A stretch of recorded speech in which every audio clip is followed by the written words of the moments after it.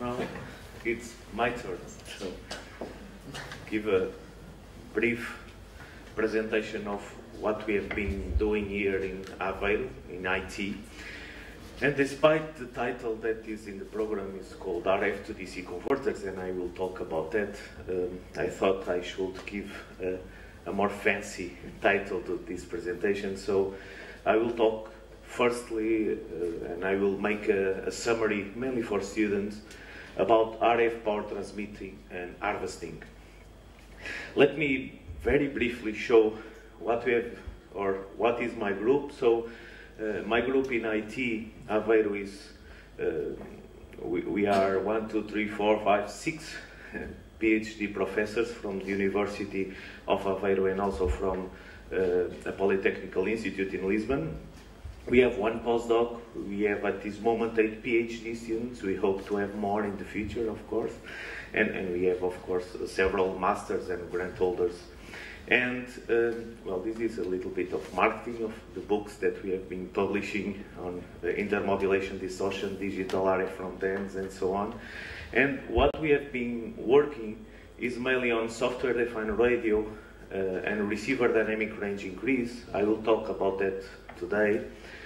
We have also working a little bit on transmitter efficiency, on RF to DC converter efficiency, and let's say we are specialists on nonlinear analysis and nonlinear behavior of most of the radio frequency appliances. So let me now start then with the talk that I'm supposed to do today. So I normally start my big talks with a little bit of history, because I think it's nice to guarantee that we know from where we came. And of course, these guys are always with me. That is Maxwell, Hertz, Marconi, then Armstrong. And before, when I was working mainly with telecommunication, I normally do not put this guy here, which is Tesla. But for energy transmission and energy harvesting, I think Tesla is one of the big guys or big names in history related to that. And as we saw yesterday, and hopefully we'll see today, radio, and I said at that time, and I think also at this time, some of the times radio is considered magic, because as I heard some time ago, Maxwell, when he invented the, let's say, or when he discussed electromagnetic propagation, he called it black light. Black light because he can move something on the other side, but he cannot see it. So it was, for that aspect, it was considered actually magic.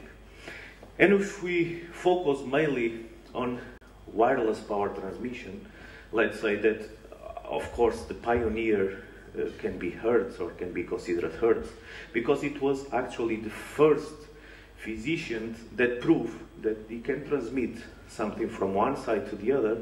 That is, he can transmit energy over the air, small amounts of energy, but he can.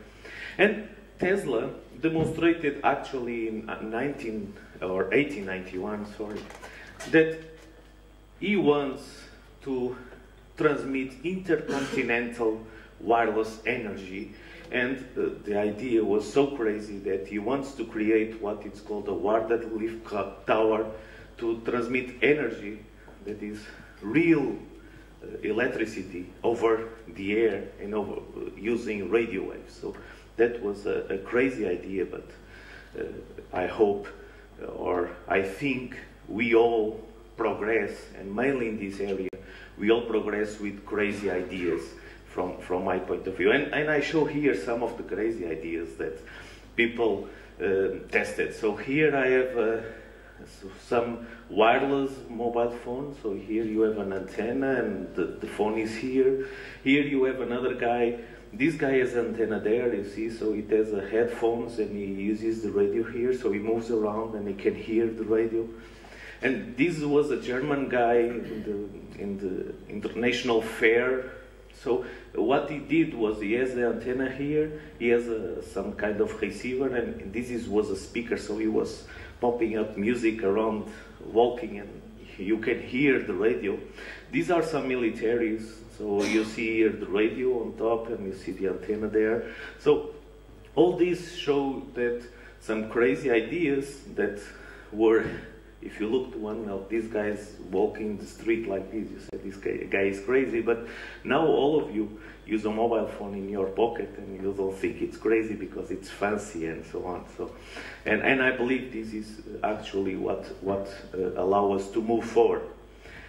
And if you look from a radio perspective on radio power transmission, or if you want the new word, wireless power transmission, actually Tesla proposed, let's say, the first experiment to send energy via radio.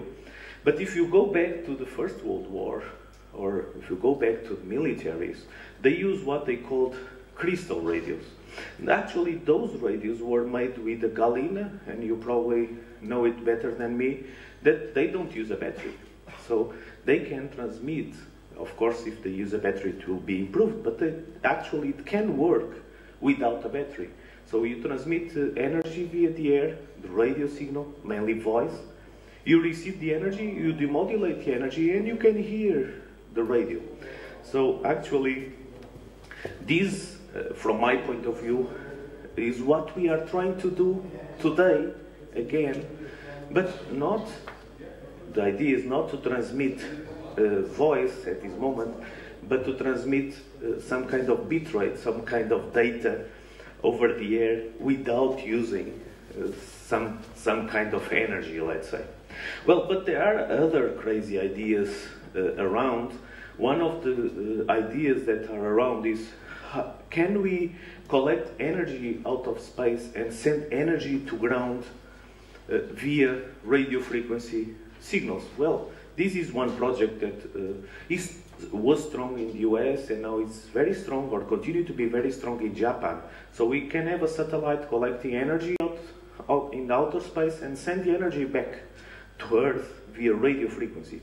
And here is one of the first experiments for hectanas. In this case, this person, William Brown, could power up a small helicopter from the ground. So the helicopter doesn't have any type of battery, but using a hectana, I will show you later on what it is, he could actually power up an helicopter and move the helicopter around.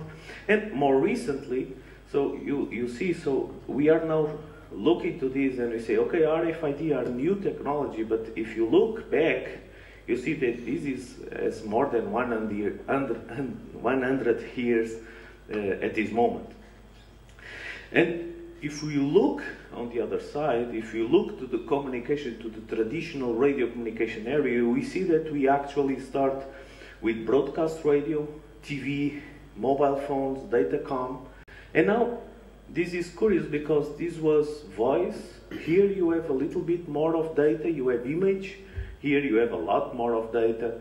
Here you are transmitting megabit per second, and they are talking now about gigabit per second. And now we go back. And we said, no, now we want bit per second. We don't want nothing more than ID. So we want to identify the RFID. And this actually brings me to this slide. That is, this was, let's say, in the last decade, the focus of our industry, of the wireless and radio industry. That is, how to achieve high bit rate. Everybody wants high bit rate. But I will say that we are ending, or we are getting to a end here. No need for more high bit rate in this sense, and we are moving to low bit rate. So signals that can identify you, that can locate you. But we should have also low complexity, as we see here yesterday, and we see here today with Apostle's talk.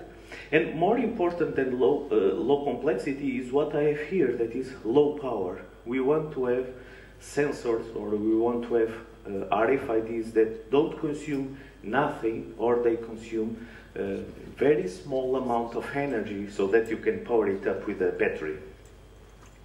And you have heard a lot of applications, and of course RFID is moving very fast to transportation, to healthcare, protection and security, sport, shopping. So RFID is going to be everywhere very soon, I believe. And let me go back, because I normally put here this image. This image, I think, tells us exactly what Internet of Things is going to be in the future. This image is trousers and a washing machine, and you said, okay, what has this to be, or what is the importance of this with Internet of Things or RFID?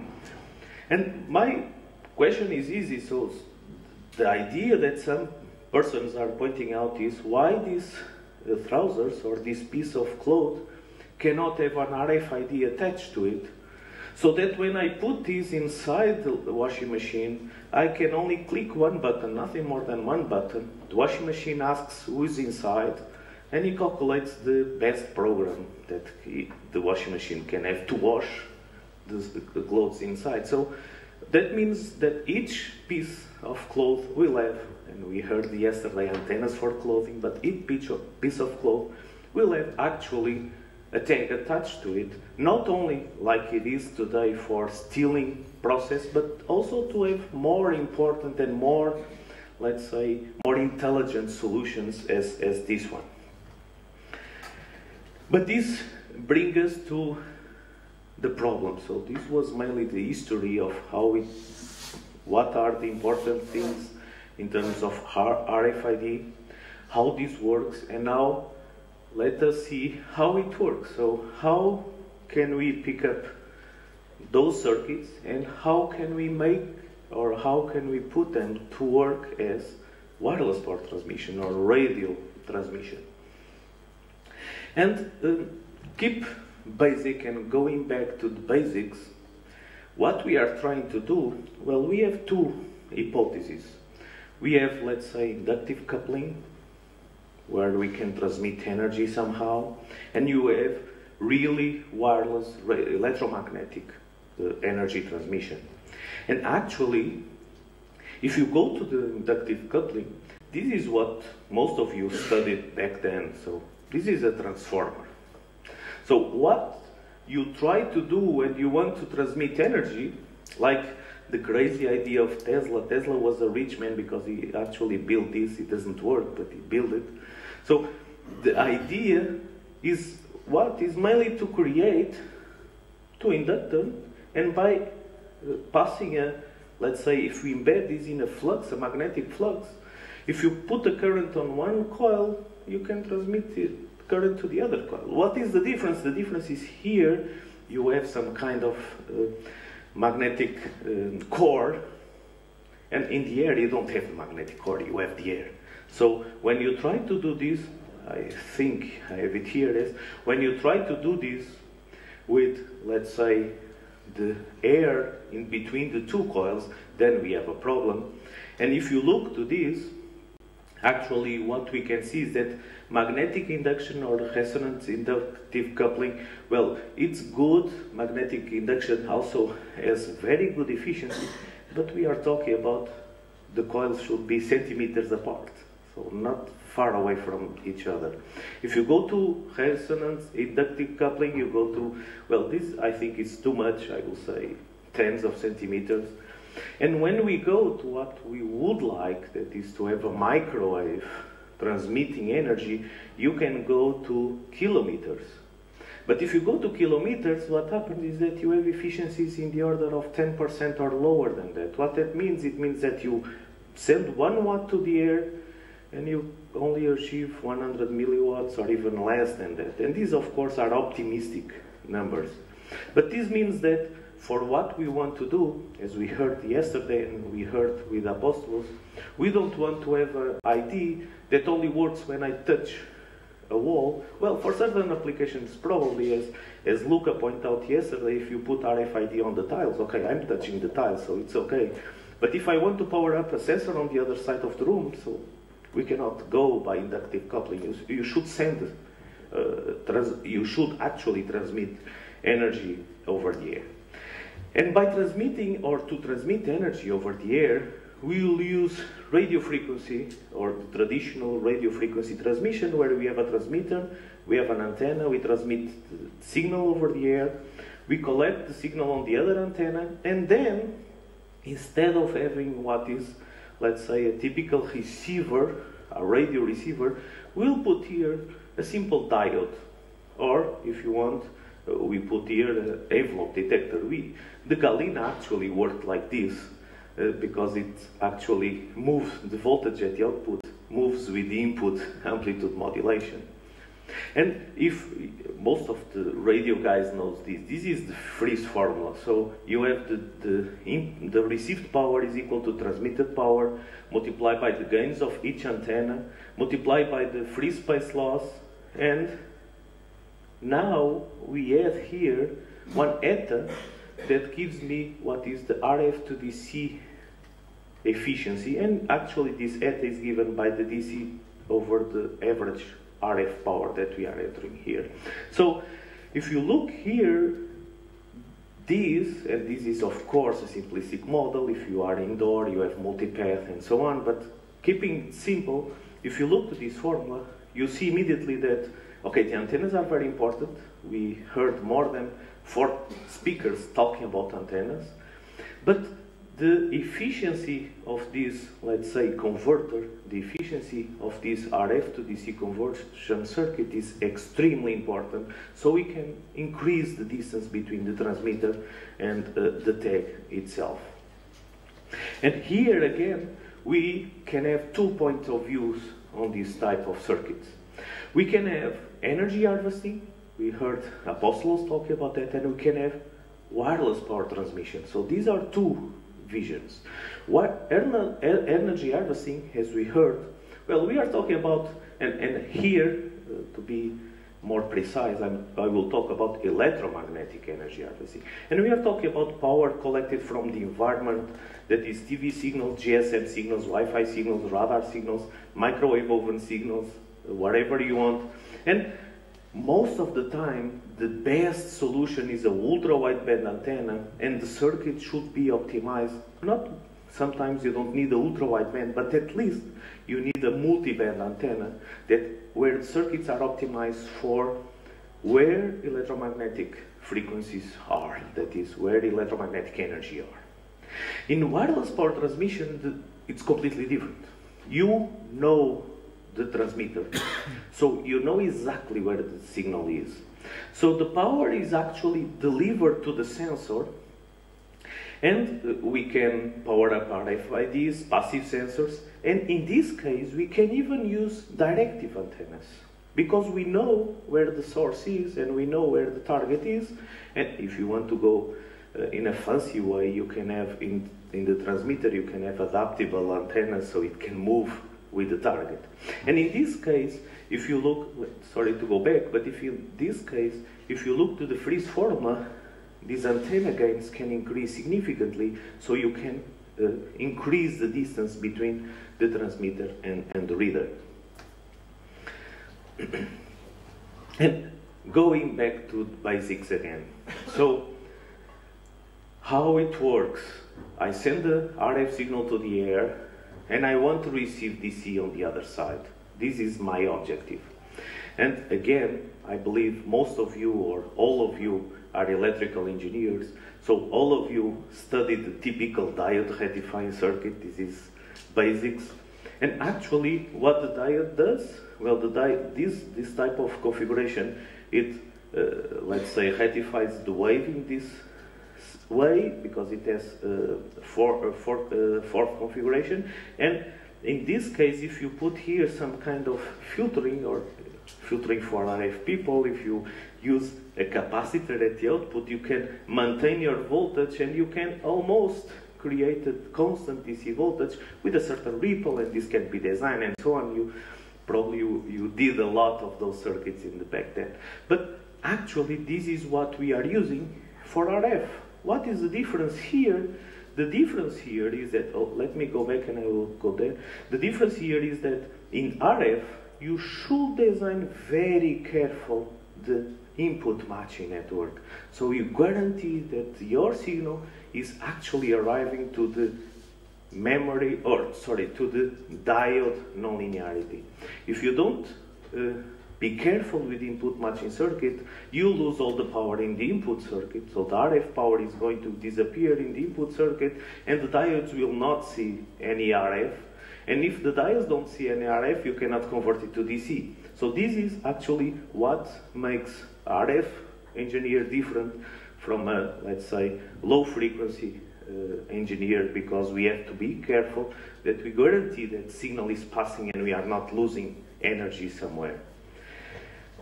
And how this diode works for, let's say, creating DC energy? Well, I put here, and again, I go very basic, so I'm talking about very, very basic circuits.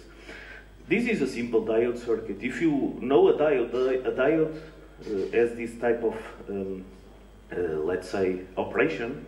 It means that if you are below a certain voltage, you don't have current, so the diode is like a switch, it's open.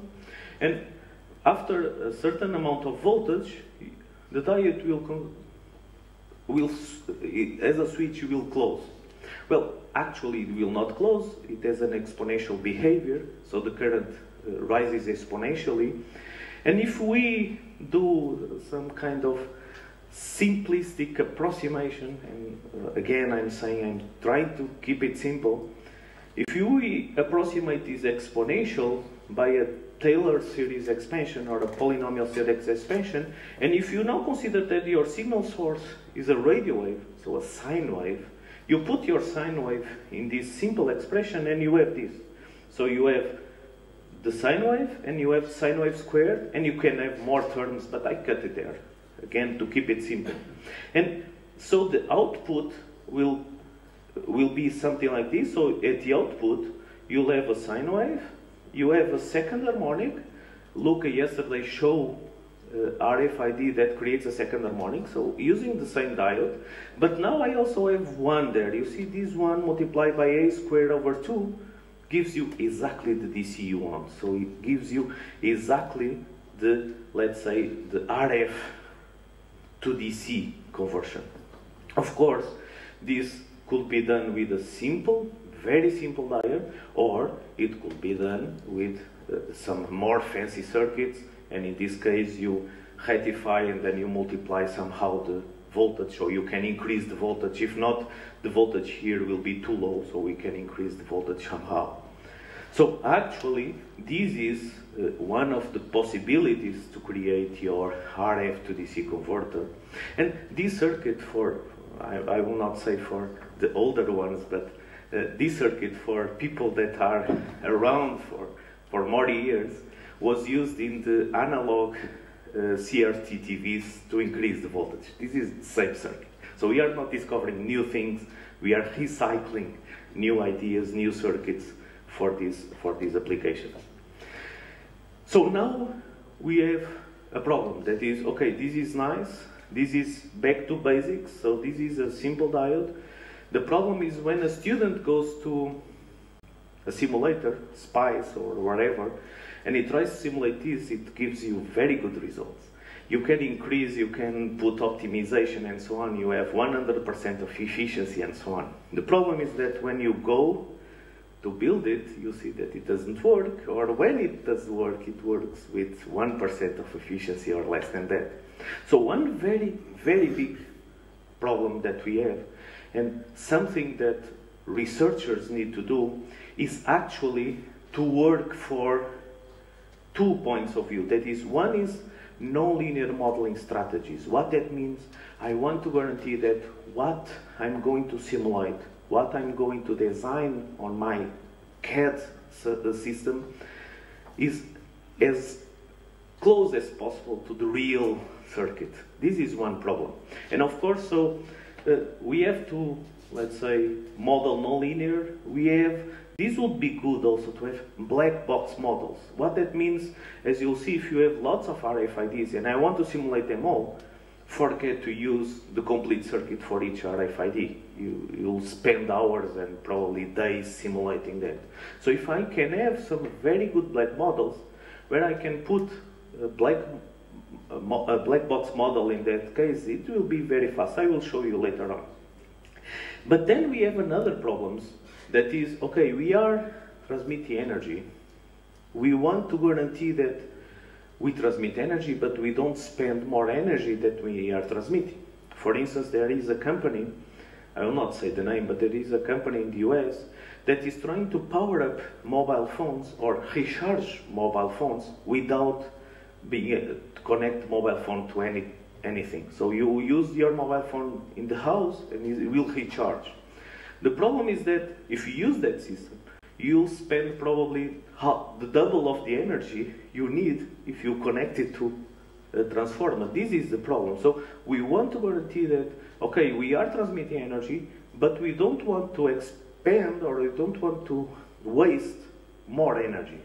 So this brings me also to another problem, that is, how can I create better wireless energy transmitters? How can I create better readers? Or if you talk from an RFID point of view, the problem normally is always looking to the tech, but what I'm saying is that if you look to a RFID system, you have the tech and you have the reader, so why not to look to the reader also and improve the reader and to reduce the consumption of energy also in the reader.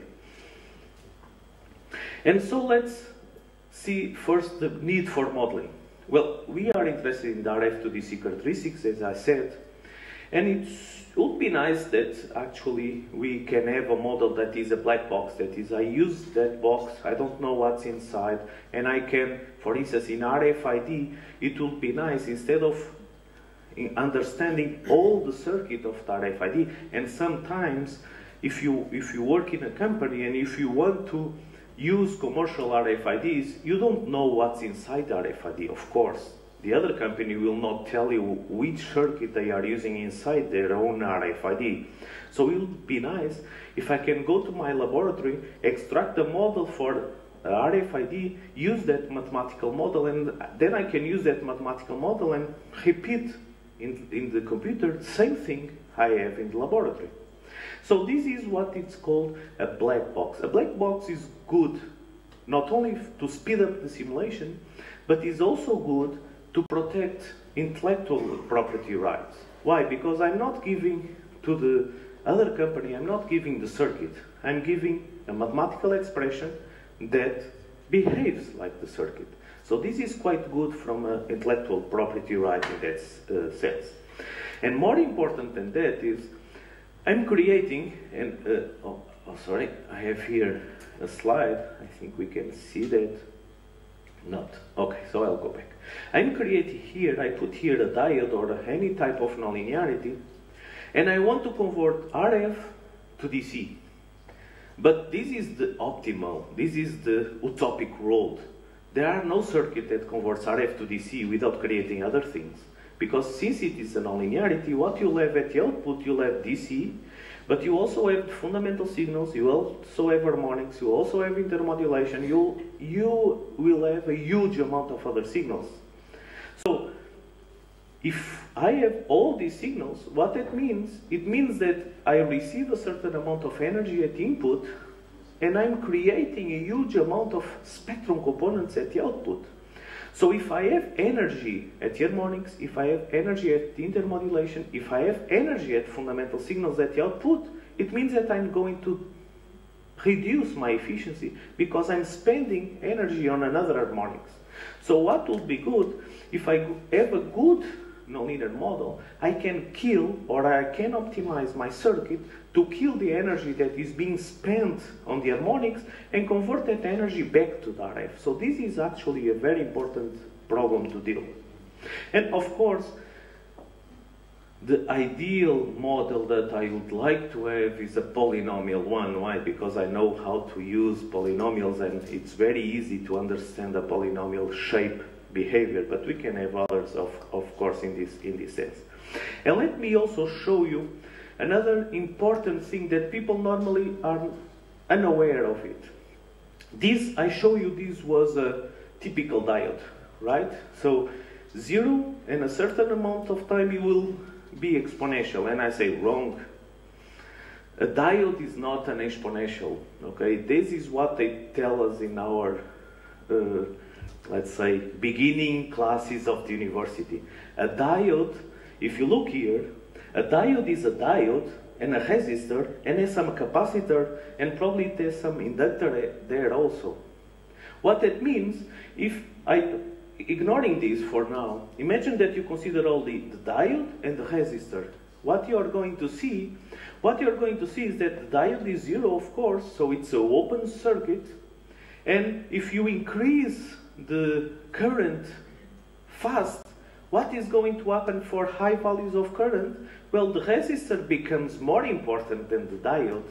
And here you have the resistor, okay? So when you say that the diode is as exponential, the diode is exponential here, not here. Oh, well, here, yes, of course, it's 0. But here the diode is not exponential. So the diode is something like this, becomes exponential and then linearizes. So what happens to this? It happens that if you do the derivative of this, what you'll see is that no conversion at all. So if your signal is in this area, you don't have conversion, current is 0. If your signal is here, you don't have conversion again. Why? Because this is not a non-linear device. This is a linear device. So when do you have maximum conversion? You have maximum conversion when you are here. And this is quite important. How can we design, and I don't have an answer unfortunately, how can we design a very good RF to DC conversion for an RFID that is continuously moving? If I know where he is, I can increase the power and I can put the guy working here. But if I don't know, he's moving around, so sometimes what you see is that efficiency go up, down, it depends on the distance that you are covering. So this is actually an important thing to resolve. And this is why I say that when using diodes for RF to DC conversion or for RFID circuits, we should have very good models that actually describes this and do not describe, as I told you, if you go to SPICE, you put a diode in the exponential, you create a 100% efficiency circuit, you go to the laboratory and you find, oh, it's only 10% of efficiency. What happened? What happened was that the model was very bad, and so you cannot create these characteristics. So how can we model good diodes, or how can we extract this information in a good way? Well, one possibility is to pick up, let's say, a IV characteristic of a diode and extract the derivatives, subsequent derivatives. If you extract the derivatives and not second, I'm telling you that for a diode this is a huge number of coefficients, but if you extract all these coefficients, you can have better models in this case. And then the model will be something like this. So you have your input signal, then you have your square, 4, 6, and you have all the coefficients, and probably also odd order terms. But I will not take too much time here. But there was some guys, mainly from Agilent, a guy called David Root and John Verspect, that come up with an idea. If you are an RF guy, and if you go to the laboratory, and you want to characterize a filter, what do you do? And I'm asking students, what do you do if you want to characterize a filter in the laboratory? Sweet. What type of instrument do you use? A filter. You have a filter, you go to the laboratory. How do you extract coefficients of a filter? How do you characterize a filter? Impulse response. Well, yeah, but at RF, I will not use impulse response. So, VNA, okay, you use a vector network analyzer and you extract what it's called S parameters. So, it's the traditional way to do it. So, what these guys thought was, okay, we know how to use S parameters. All the radio guys should know how to use S parameters. Every component, every linear component, filters, resistors, capacitors, sometimes the input impedance of an antenna, you can find in the datasheet the S parameters. So you know that you can use the S parameters, and it's a good model. And this works very, let's say, it works very well if you have a linear system. But if you have a nonlinear system, forget it. S parameters are rubbish.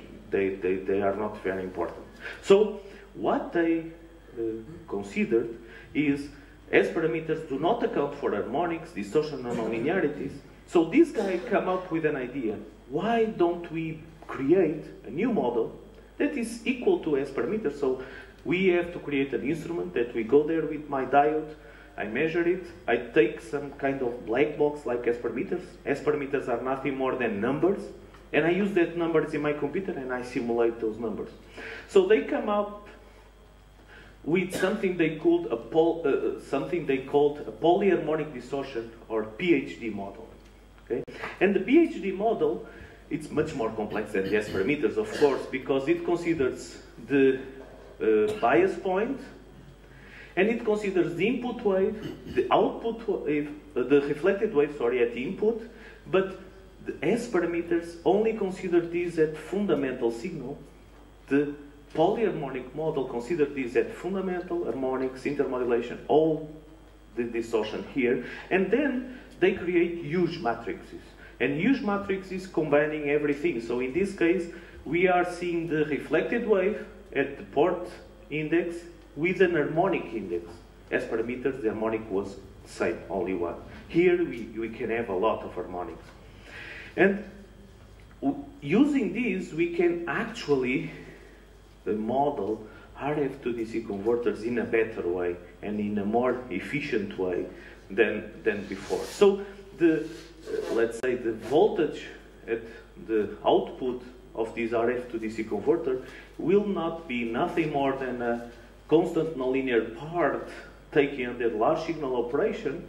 So we put a huge signal at input, the signal starts to distort, and then I extract the voltage that I'm achieving and also some coefficients that account for the change in terms of, let's say, dynamics around that frequency that we are exciting. So we excite with a large signal, and then we move a little bit around, and we measure how it behaves around those values. So this can be done with something that is called a large signal network analyzer, or Agilent now creates something that is called a nonlinear vector network analyzer. Very expensive equipment, of course, but we, with the help of Alidi, we built a similar approach also with an oscilloscope, and it works with 4 channels, so we can not good dynamic range, but we can also do this at our laboratory as being described in these papers. So what is the idea? The idea is that you have an RFID that is a complex circuit, lots of diodes, whatever. It's a nonlinearity, of course, it converts RF to DC, and now I'm going to pick all these, and I'm going to have a black box, and I'm going to transform all this complex circuit in a box, and I have mathematical expressions. And as I said, this is good for intellectual property rights. Why? Because I pick up this and I can give to companies, and this is also good for simulation time, because I don't need to simulate the voltage here, the current here, the voltage there. No, it's input output circuit, so it's very, very efficient in that sense. I will pass this one. So we have of course measured this, because sometimes, and this is important, I think, for students, and I'm looking out to students, sometimes you do simulations only, forget simulations only. You can create the best results with simulations only. Okay, you have to do simulations and then go to the laboratory, measure things, and put one on top of the others to guarantee that something is correct. And so, for instance, in this case, you see, we have some beep there, and this was nice. This is mainly, we were using here 2 sine waves, send it to the RF to DC converter, and we found that as you move the 2 tones like this, you can have bumps in the DC. So you move the 2 RF signals and you have bumps in the DC, which is curious, and our model predicts. So it means that if we simulate, well, the results will be better than prior to this. Well, this is actually a collaboration, a photo of a collaboration we have with the University of Vigo. They are helping us also to extract these models. So this is the photo of the overall large signal network analyzer, where we are extracting also large signal models that we can compare with our models in our university. And now, second question. Okay, this I told you some points that are important, and I said, okay, profit right, speed, that's not. Okay, tell me from an industrial point of view something that, how can I use this for other things? And we come up with a nice idea that is, since we could understand well how the nonlinear behavior is happening, we could understand the mechanism of nonlinear behavior. We found a curious thing that we didn't believe at first, but we found that if you put what it's called a multi-sign signal at input, that is a summation of signs, the DC voltage depends on the phase of each of the signs, which is strange. So DC voltage is depending on the phase of the signs. And this signal is quite interesting. Why? Because we can create, and what we are saying here is that instead of sending a sine wave to the RF to DC converter, we are sending pulses. Because if you add a lot of multi-signs with a specific phases, we can create pulses. Then it's almost zero pulse, almost zero.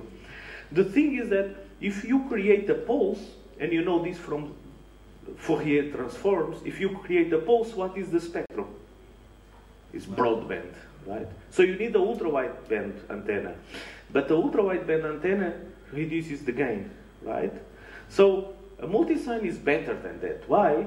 Because these 4 tones can be as close as you want. They can be close as 100 hertz. You can have 2 gigahertz, 2 gigahertz and 100 hertz, 2 gigahertz and 200 hertz.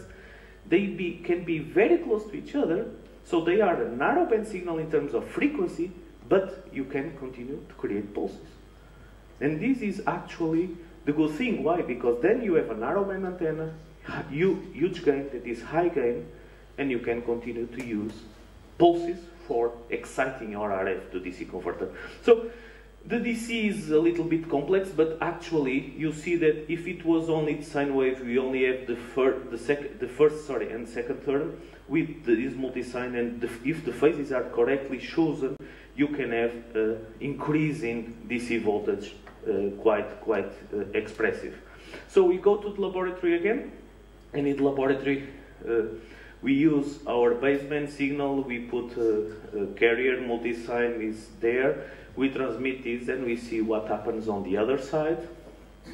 And I'm not going to bother you with all these equations. Let me show you only this last measurement we did. So actually, we pick up the real RFID reader. It's an alien RFID, so probably the ones that are familiar with RFID know this reader. We pick up this reader.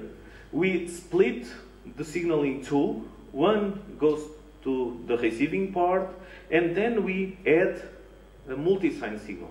So if you know RFID, in this type of commercial RFIDs, they are using amplitude shift keying, right? And when they use amplitude shift keying, they are modulating that with a sine wave. The difference is that we are not using a sine wave anymore. We are using this multi-sign. So if you look to the time domain, you'll have peaks sometimes. And what we achieve is that we send this to the tag. This is a real tag. And the tag answers back, and we demodulate signal again. And actually, by doing this, we increase the distance of coverage using the same average power. Okay, so we do not increase the, let's say, the generated power that are being sent to the tag, but we increase the distance being covered with 4, and this was done, of course, by the PhD students, Ricardo and Alirio, but actually, if you look, we have done this with 8 tones, but I believe if you increase 10 tones, 100 tones, you can increase the distance being covered significantly. We are still working on this, of course, in this sense. And our idea, or what we are looking now in the university is, okay, we can have these tags that are powered up by radio frequency signals, but we have to design also, let's say, a wireless power transmitter. We have to design a circuit, or we have to design a base station that sends information but also sends energy to the text. And we want to create this, let's say, this base station in a clean way also, because if not, as I told you before, okay, we have tags that are not, don't need power, but we are sending a huge amount of power from the transmitter, so we are losing power on the transmitter. And this is actually one of the things that we are looking now, that is, how can we create transmitters that reduce or that do not need so much power to be sent to the transmitters, and ideally, then we can combine these with Apostolo's ideas of the solar cells, and we can create what is called a wireless passive network, completely passive, because we will not use energy instead, of course, of the sun energy for powering up the base station. So, what are the limitations on the reader? So now I'm going not talk about RF to DC, so I'm going to the base station. And on the base station, the problem is that, okay, this we have already seen, that is RF to DC, but on the reader, one of the problems is, how can I transform DC to RF? So it's a control, it's a, let's say, a different aspect. We are now on the receiver, on the transmitter part, and on the transmitter I want to bring DC power from the power source, and I want to convert to the RF transmission. And I want to reduce, or let's say I want to achieve the maximum efficiency I can have in this transmitter. Another thing is high sensitivity. Sensitivity is the minimum amount of power I can receive from the tags that are around me. So if I lower this, that is the amount, the minimum value, so if I increase sensitivity, I can increase the distance. This is another problem. And more important than that, as you'll see, we have high dynamic range. We need to receive signals that are high values with signals that are low values, as you'll see. And if we combine all these, we can achieve what I call low power consumption at the base station level. So this is a typical receiver that we are looking now. This is a total adaptable receiver. We are looking to software-defined radio approaches for the base station, so we can change from one frequency to the other frequencies. We can change modulation formats. We can create multi-signs. We can do whatever we think is best to increase the efficiency.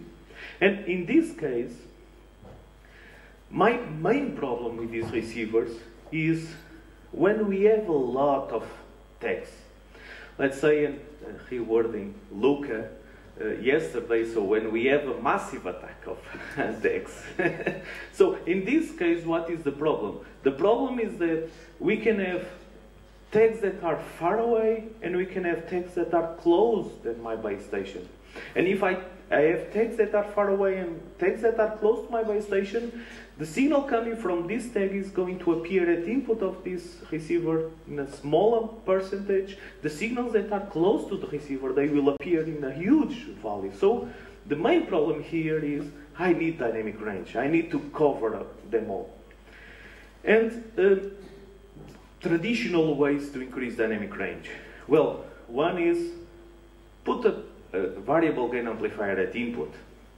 The other that was used in the old audio telephone was use some kind of micro architecture.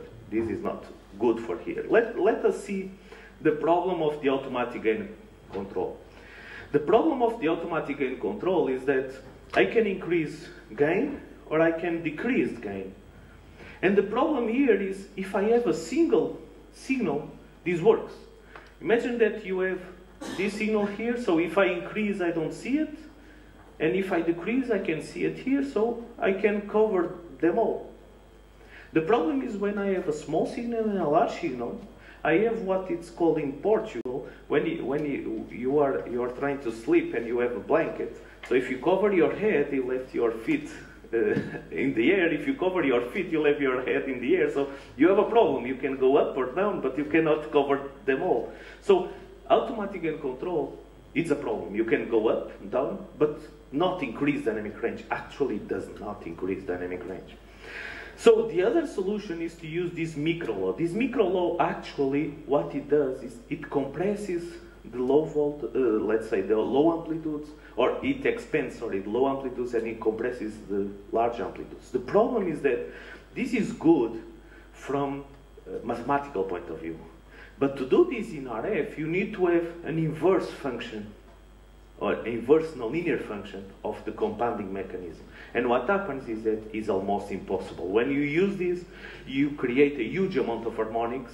And if it's RF, some of those harmonics will have memory, that is, will have dynamic effects, will have filtered aspects. So when you try to reconstruct what you destroyed, you lose everything. So this is a solution. Of course, it was used in the mobile, not mobile, in the audio, old telephone lines, but you have bands to do this. Now we don't have band to do this. So we propose one possibility. So one of the possibilities we propose is what is called a filter bank approach. So what we have here is nothing more than these works were done with some colleagues from the university and also some colleagues from Spain.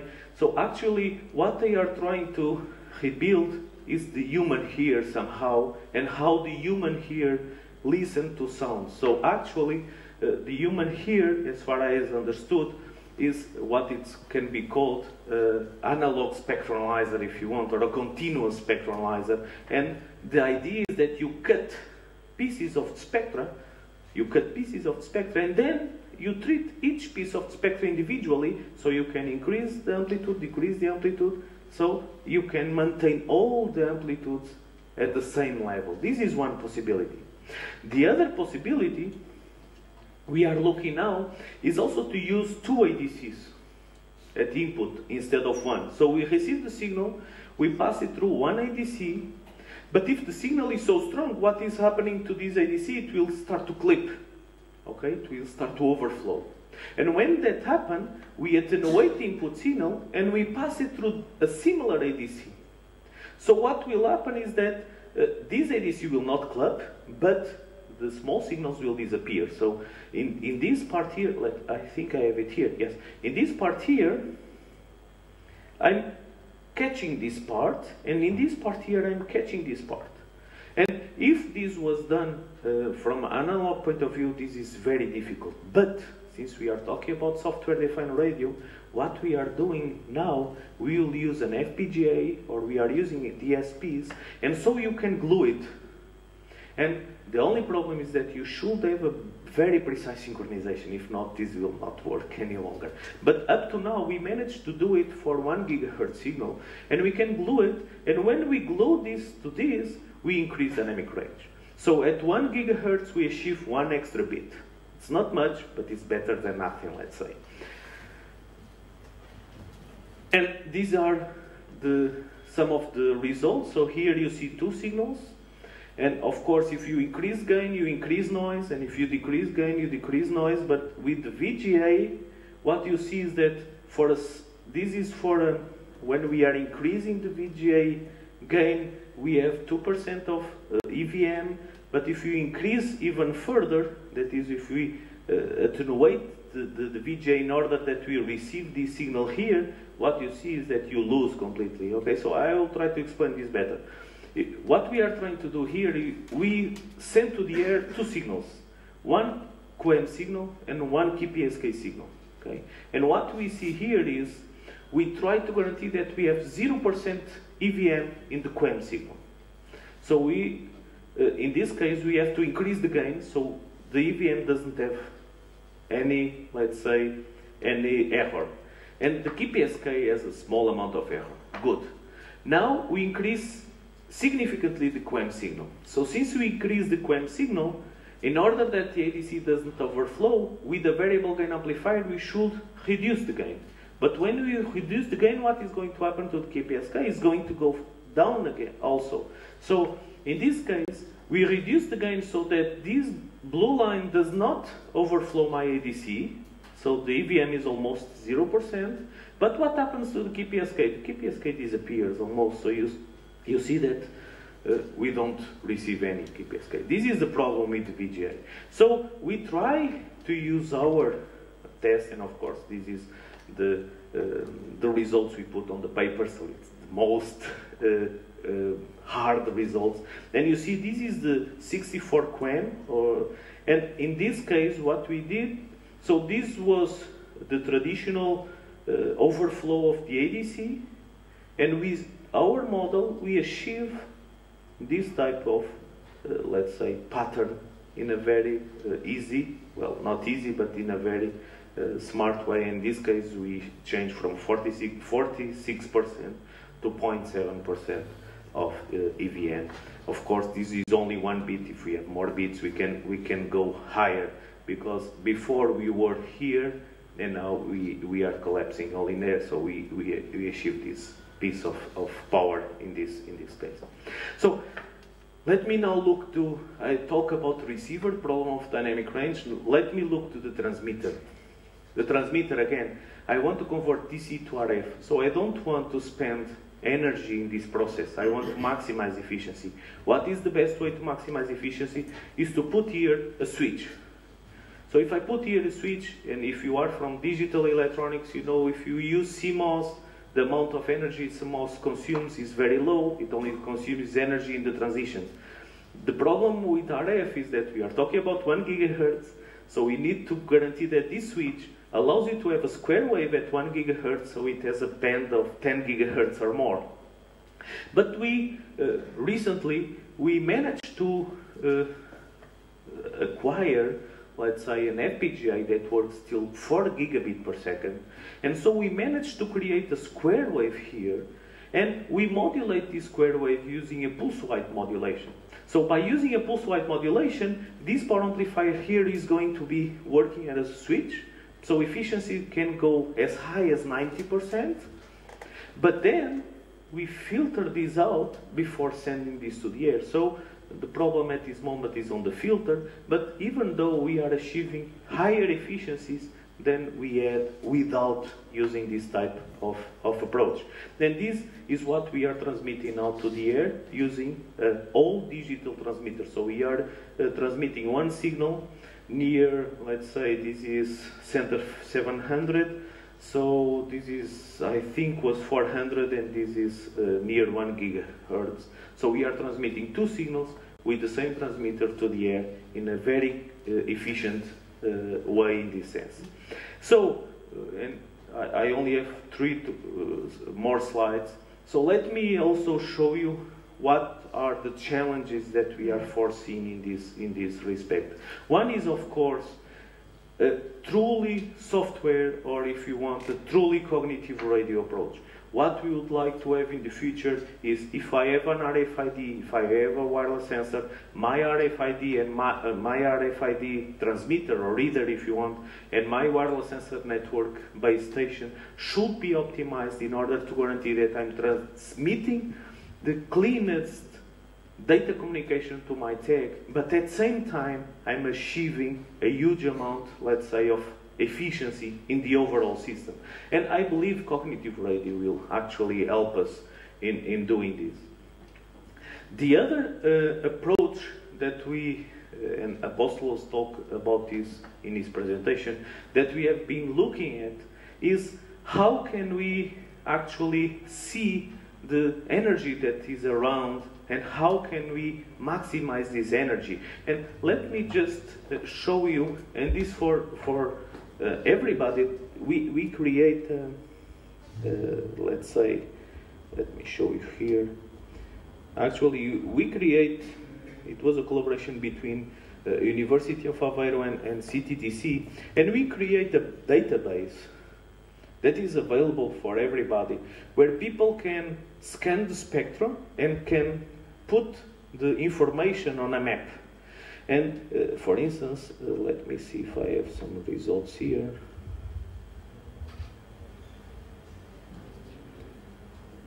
This is not working. This is the Murphy laws. Let me see if it works.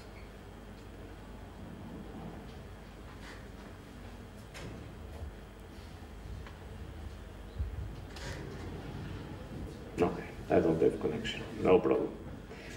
Let me continue. So, but if you want to contribute, this is actually, or it can be a very interesting approach. That is, you only have to scan the spectrum. We hopefully will have an Android application also to do that in terms of the Android. But if you have a spectrum analyzer, you can scan the spectra in your town, collocate the spectra, say this is the GPS position where I see the spectra, and upload it to our database. You only need a CSV file, you upload to the database, and then the idea is that we can move around the world and you can see the spectra in different cities, and you can see if you can do energy harvesting there, electromagnetic energy harvesting if you can't, and so on. So this could be a good solution for the future. And as other colleagues talk about this yesterday and today also, we are also very motivated to look to graphene diodes, because we believe these graphene diodes could be, let's say, the ideal square device that I need to increase the RF to DC conversion. So we are looking, and the challenges we have now is to look to the graphene diodes, to extract good models for the graphene diodes, and try to build some RF to DC conversion using these graphene diodes. So I put here all, I think, the PhD students and the PhD students to be, because some of them are there and I want to convince them to be. And I'm open to questions.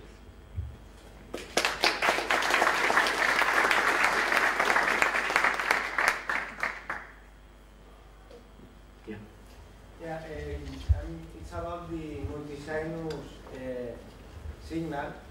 I have a question. Have you done any type of study if you are according to the regulations of RFID bands when sending this type of signal? Because you said that you are sending the same average power, but I don't know if you have studied if the peak powers are below the regulatory level. No, I'm not aware of the peak powers. And are you sure they regulate peak powers? Because for communications, they normally create a spectral mask. And spectral mask is average power. And we are below the spectral mask, that's for sure. But if you look to peak power, I don't know if they have a peak power mask. If they have a peak power mask, we haven't do it. But the traditional way, it's actually to look to, let's say, average spectral masks. This is another problem, not related to this, but also for this new type of digital television that is appearing there, 4G, white space technologies, all these new type of wireless communications are appearing. The standards are normally spectral masks. But we have found, for instance, for white spaces that if you only use spectral masks, you can, as you said, you can create huge values of peak power that will distort other systems. And that's the problem. But we have, I think they don't standardize peak power. I'm not sure about that, but I think they have the spectral mask and we are below the spectral mask, yes. Question regarding the converter. Have you considered any other type of components besides the diodes? Because we are starting to look to transistors also, yes. And Diana here looked to some of the transistors in the past, and we have a new master student that is going to compare not only transistors, but the idea is to put on the table everything you can use for electromagnetic RF to DC converter, transistors, diodes, and different technologies also, gallium arsenide, silicon, gallium nitride, and try to compare them all to see and to come up with a result to let's say, to say what is the best solution and the other one. But I agree with you that probably some transistors should be used. It's not good. It should be used for these approaches, but we are trying to do that at this moment. I have another question related to the multi-sign yes. the process. Did you find any relation besides the phases? I mean, have you studied the frequency of those multi-signs? Is there a relation on the efficiency of the conversion between the efficiency of yes, the DC power and the frequencies, or only the phases? Well, the absolute frequency, that is the RF frequency, your circuit should be matched to that RF frequency. That's for sure. But we have done it also, and we are still working on that. That is the multi-sign separation. Okay, so you have multiple signs, and they can be close 100 Hertz, or they can be far away 1 megahertz, 10 megahertz. And in that case, we see changes. And more important than that, I think we can create some changes in the RF to DC converter that is going to use this separation to increase even further the voltage. We are working on that at this moment. Do you know any kind of relation? I mean, it depends on your circuit. You see, let me try to explain. You have a multi-sign. A multi-sign passes through a diode. A diode, if you can consider it the simplest way, it's a square nonlinearity. And when you pass it through its square nonlinearity, you'll have the DC, but you also have what is called the baseband component. The baseband components, if you look, it's when you have an envelope detector, for instance for AM, it's the envelope of your signal. So if the signs are close together, or if are separated from each other, you will have different envelope frequencies. So if you design a good baseband matching circuit, it's not DC, it's not RF, I'm talking about circuits at kilohertz or megahertz. You, in principle, that's what we are studying now, in principle, you can increase or decrease the efficiency. But we are in the middle of that process.